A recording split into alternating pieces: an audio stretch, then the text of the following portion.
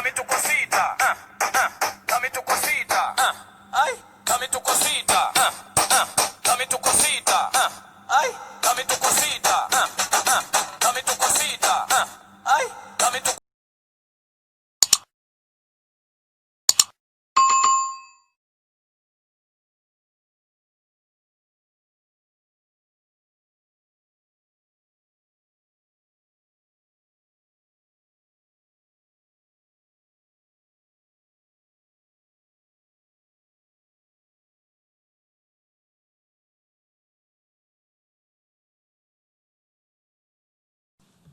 The Assembly will hear an address by His Excellency Mahathir bin Mohamed, Prime Minister of Malaysia. May I request protocol to escort His Excellency.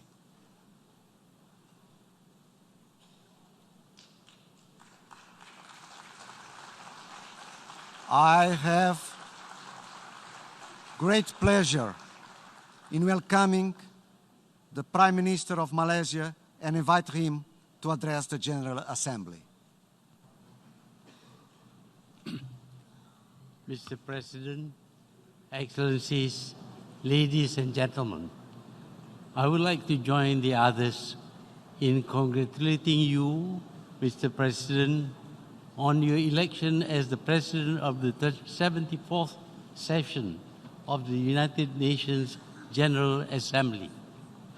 I would also like to thank Her Excellency Maria Espinosa for her dedication and stewardship in successfully completing her work of the 73rd session of the General Assembly. Malaysia welcomes the theme of this year's General Assembly, which is galvanizing multilateral efforts for poverty eradication, quality education, climate action, and inclusion. The key message of this theme is galvanizing multilateral efforts, which is what the United Nations stands for. I will propose a few. Almost 3/4 of a century ago, 5 countries claimed victory in the Second World War. On the basis of that victory, they insisted on the right practically to rule the world. And so they gave themselves veto powers over the rest of the world in the organization they built, an organization they claim would end wars in the solution of conflicts. The veto power, they must know, was against all the principles of human rights which they themselves claimed to be the champions. It killed the very purpose of the great organization that they had created. It ensured that all solution to all conflicts could be negated by any one of them. Broken up into ideological factions, they frustrated all attempts of solving problems. Each one of them can negate the wishes of nearly 200 other members. It is totally and absolutely undemocratic. Yet, there are among them those who berate other countries of the world for not being democratic or being democratic enough. How much longer should this group be allowed to exercise its power? How long? Forever? The unspoken time frame seems to be eternal. That very power has resulted in an arms race. Each one of the 5 rely on their military might in order to challenge any attempt to take their power away. They feel they must be well armed to retain their right to be the privileged 5. It is this structure of the United Nations that renders it incapable of achieving its principal objective, that of preventing wars between nations. Indeed, the structure had enabled the promotion of wars within countries and between countries. True, the warlike European countries have not gone to war with each other over the past two-thirds of a century. But elsewhere, there is evidence that European countries have caused wars to break out, arms and funds to be supplied, and active participation in prolonging the wars. It is apparently good for business, for weapons sale. Mr. President, the first act engineered by the Western countries is the creation of the State of Israel by seizing Palestinian land and expelling 90% Arab population. Since then, wars have been fought in many countries, many related to the creation of the State of Israel.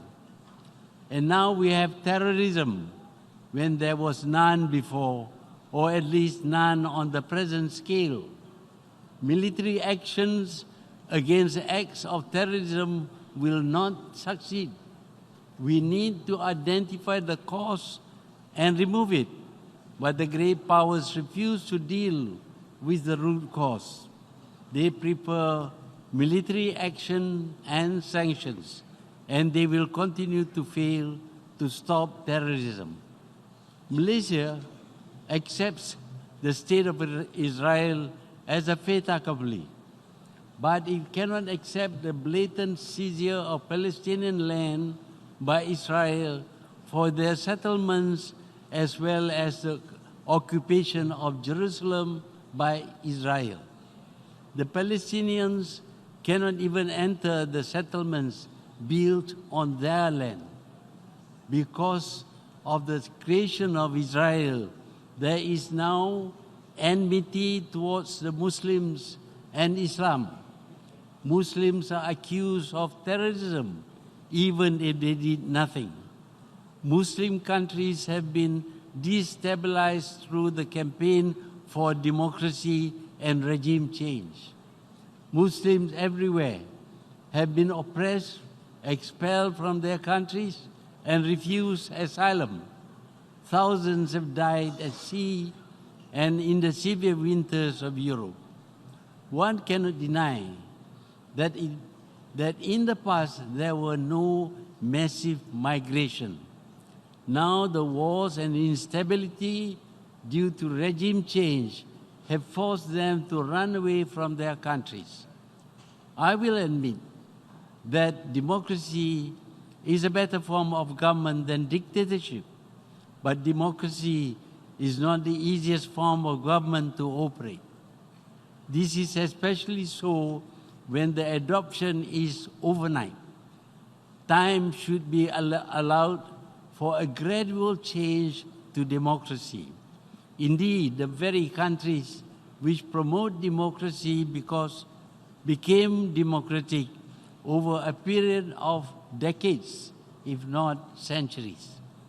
The result of overnight switch to democracy is destabilization and civil wars, reducing some into governmentless wilderness. And some, of course, have reverted to authoritarian regimes worse than the one that was displaced.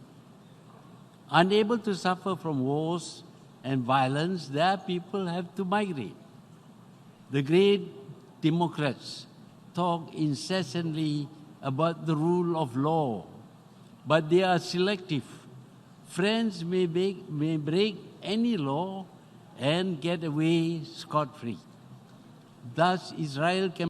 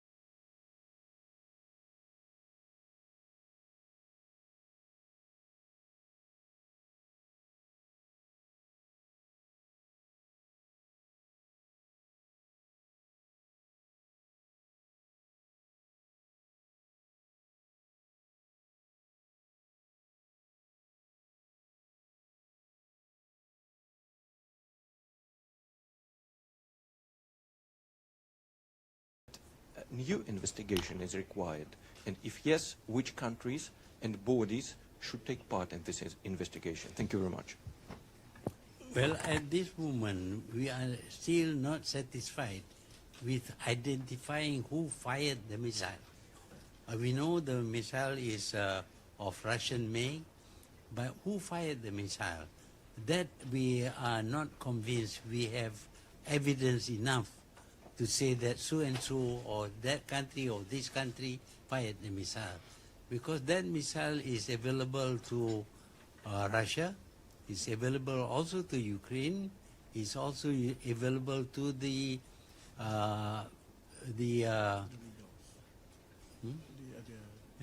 rebels in Ukraine, the Russians who are in Ukraine, they are rebelling against the Ukrainian government. It is possible that they also have this missile and they could have fired. Show complete proof as to who fired the missile, we will accept. But at the moment, they have not shown complete proof, other than saying that it is a Russian missile.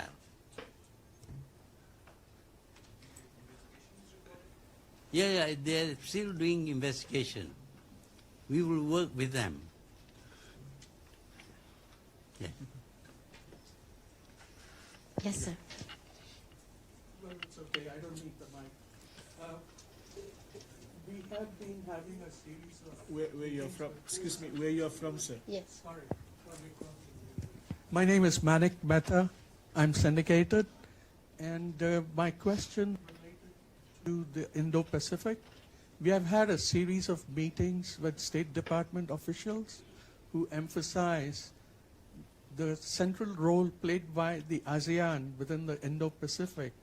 What is Malaysia's position in regard to that? And how can you contribute, or is there something you would like to do to satisfy your strategic and economic needs? Also, you may like to elaborate your remarks on palm oil production, which you just made at the General Assembly. Thanks very much. Yeah, we understand there is a dispute there. There is the Chinese have made some claims, and this is refuted by other countries. But the settlement should be through negotiation, should be through talking with the Chinese, with whoever it is that is worried about Chinese policies and Chinese claims. Now, ASEAN is in the center of the whole region. Naturally, we are very concerned, but we would like to see the countries like the US and China talking to each other, negotiating, finding out how best to reduce tension there. But sending warships and things like that is provocative. I know the Chinese also send their warships there, and then Americans send their warships, but there may be an accident. And once there is an accident, you don't know how that can flare up. So we would like to see no warships stationed in that area, the Indo-Pacific area, because I don't think it will contribute towards lessening the tension. Oh, yeah. Palm oil, there are some European countries have been campaigning against palm oil. Even in the US here, there was a very big campaign against palm oil, claiming that it is poisonous. But when we prove that it is not poisonous, then they claim that we grow palm oil by cutting down forests. But actually not much of the forest is cut down, because palm trees are grown in the areas cleared before by our colonial masters to plant rubber. And we have cut down the rubber tree in order to grow palm trees, because palm trees gives much better returns. And but this talk that we are damaging the forest, burning the forest, is not a proper excuse. I suspect that it is because palm oil is a competitor against soybean, rapeseed, and other different oil seeds. So they cannot compete against palm oil, because with palm tree, you plant the tree, and for 25 years you harvest. But if it is soybean or rapeseed, you have to plant every year. So they cannot compete. So because of that, they come up with this story that the habitat of the long-nosed monkeys have been destroyed. The orangutan now has got no place to go, all of which is nonsense. We are looking after all these animals. We are preserving them. We know that they are a species that is found only in that area, and we will look after them. We will ensure they survive. So controversy over palm oil is created because of commercial reasons. Thank you. Thank you. Yes, sir. Mr. Prime Minister, my name is Ho Resmay. I'm a reporter from Voice of America, Khmer Service. During your speech, you mentioned a lot about democracy, and my question will be about democracy, but democracy in Cambodia. Recently, Cambodian main opposition party was dissolved, and the Cambodian government tried to arrest the former leader, of opposition party. His name is Sam Rainsy, and the Prime Minister of Cambodia said he has sent the arrest warrant to Laos and Thailand and also to ASEAN country. I would like to get confirmation from you whether you get the arrest warrant from the Cambodian government to arrest the opposition leader Sam Rainsy, or you're not received it yet. Thank you. Well, generally we believe in democracy. We want to practice democracy, and we think that countries should have that system of government. But we don't interfere in the internal affairs of countries, as much as we do not like other people to interfere in the internal affairs of Malaysia. We had a problem before with the previous regime, but we didn't expect to be helped by anybody. We solved the problem by ourselves. But does your country get the arrest warrant from the Cambodian government to arrest this leader, the opposition leader Sam Rainsy? I mean the opposition leader of the Cambodian National Rescue Party. No. So, but if he comes by Malaysia, will Malaysian authority arrest him? I mean the former leader of the Cambodian National Rescue Party. We don't interfere in the internal affairs of countries. Okay, thank you so much, Doctor. No. Okay, thank you, sir. Can we give way to this man in white shirt, please? Thank you, Mr. Prime Minister. I'm Gakushu Fujiwara with Asahi Shimbun, Japanese newspaper. Yesterday was the International Day for Total Elimination of Nuclear Weapons. But it seems to be very difficult to achieve it under the current international political situation. Japanese government want to be bridge between nuclear weapon states and non-nuclear weapon states. My question is, what should Japan do in order to make the nuclear-free world as the only country to have experienced atomic attack? Thank you. Well, Japan is unique. It is the only country in the world which rejects war as a solution to problems. Certainly not aggressive war. Defense war, yes, but aggression, no. That is a very good principle, not to resort to war. But of course, Japan is free to protect itself. So Japan has got a defense force, and that defense force must be strong enough to defend Japan should there be any attack. But I should hope that there would be no attacks using nuclear weapons, because if you do that, you're going to destroy the world.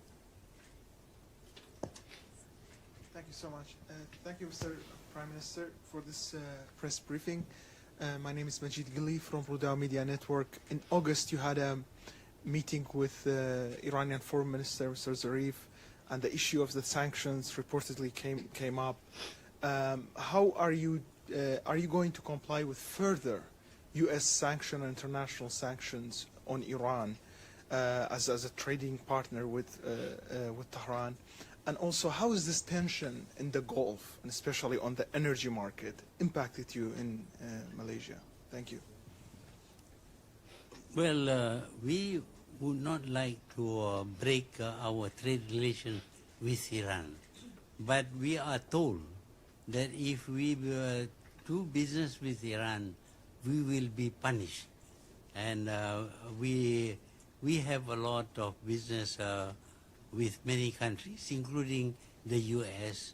And if we have a problem of trade with the U.S., if they close down our banks, then we'll be in trouble. So for that reason, while we are against sanction, we are not able to do anything against it. Generally, the world is helpless. Even though we may have the UN, we cannot do much. For example, in the case of the Rohingyas, the world cannot do much to help the Rohingyas. That's because of the organization of the United Nations itself, which gives veto powers to 5 different countries. So any action that may be taken by the UN would be vetoed by one or the other of the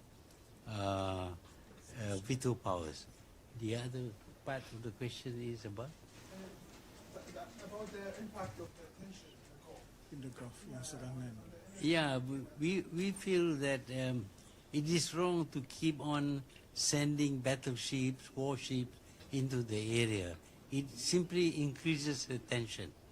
We think that there should be some negotiation.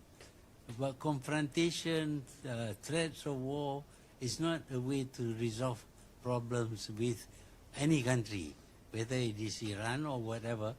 But the threat of war is not a solution to problems.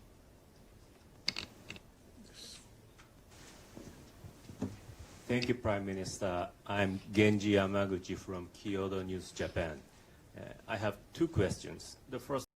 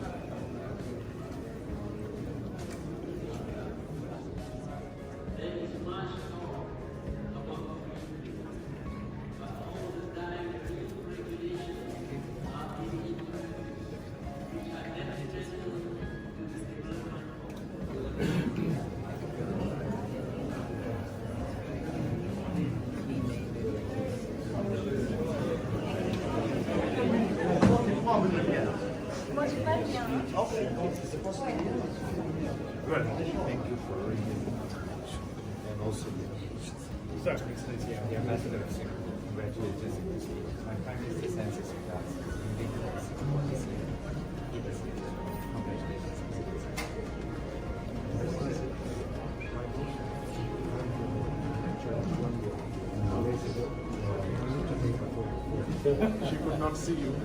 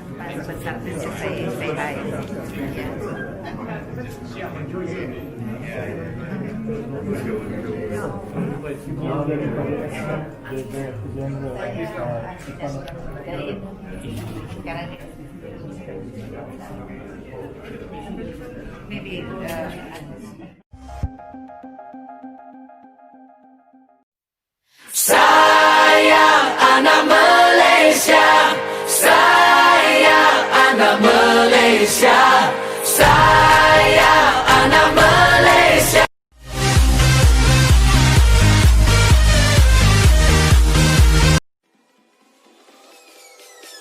Peace.